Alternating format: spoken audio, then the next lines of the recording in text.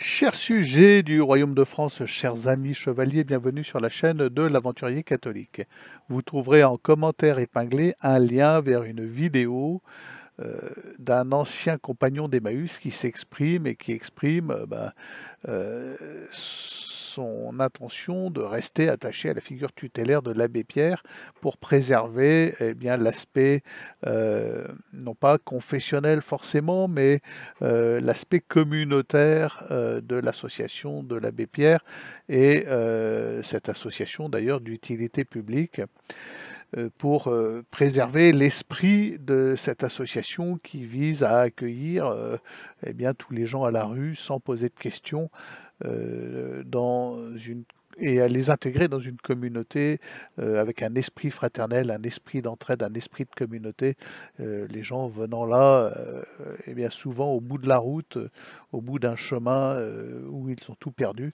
Voilà. Et il exprime bien que cet esprit-là est en train de disparaître et il émet l'idée assez clairement d'ailleurs que ce qui se passe autour de l'abbé Pierre en fait n'a qu'un seul but, c'est de supprimer en supprimant l'abbé Pierre l'aspect confessionnel, l'aspect communautaire de l'association et de n'en conserver que le gâteau, le fromage, assez lucratif puisque étant une association d'utilité publique euh, euh, cette association a une relation à l'impôt assez avantageuse, évidemment.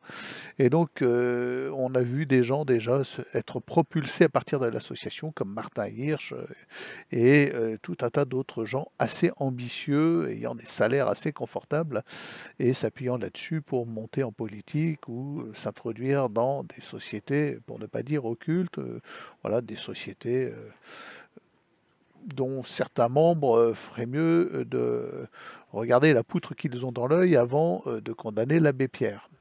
Voilà. Donc cette vidéo est intéressante.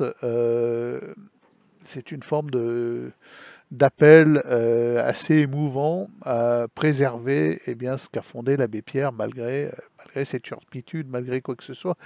Euh, pour une fois, peut-on appliquer l'adage qui suis-je pour juger? Moi, je pense, voilà, compte tenu de la nature des turpitudes de l'abbé Pierre.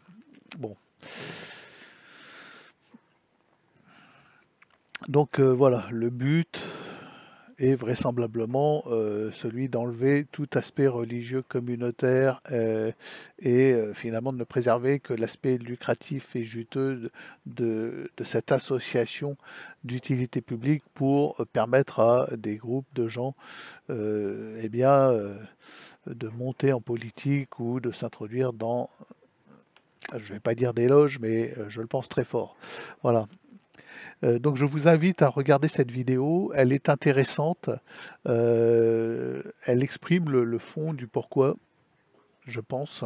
Il n'y a pas besoin de chercher plus loin pourquoi cette cabale contre l'abbé Pierre maintenant, actuellement, dans ce climat d'apostasie générale, dans ce climat de cérémonie d'ouverture satanique, d'opéra satanique, etc. Voilà, on extirpe de cette civilisation ayant poussé le laïcisme au niveau, au rang de satanisme ou de- d'attachement à Satan tout simplement. On extirpe tout ce qui peut avoir un caractère confessionnel et catholique, ça surtout. Voilà, y compris de nos églises. On reconstruit nos églises, on en rend l'aspect, on en rend l'accès payant. Il n'y a pas que la cathédrale de Paris. Hein. Moi, j'habite pas loin de la Chaise-Dieu, sauf aux offices et à la messe, si vous voulez accéder à l'abbatiale de la Chaise-Dieu, il vous faudra payer.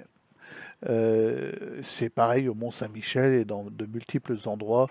Maintenant, la laïcité s'est emparée frauduleusement de nos églises, de ce qui a été construit par nos ancêtres, qui étaient animés par une réelle foi et une réelle attente, une réelle espérance dans le salut. Donc voilà, ce qui se passe actuellement euh, chez Emmaüs, c'est dans la continuité de cette laïcisation forcée extrême. Comme dirait Macron, la bête de l'événement vise à s'emparer de tous les aspects de notre civilisation à marche forcée. Les amis, partagez la vidéo, le lien que je vous mets en commentaire épinglé, et abonnez-vous à cette chaîne, à la mienne, et à demain peut-être.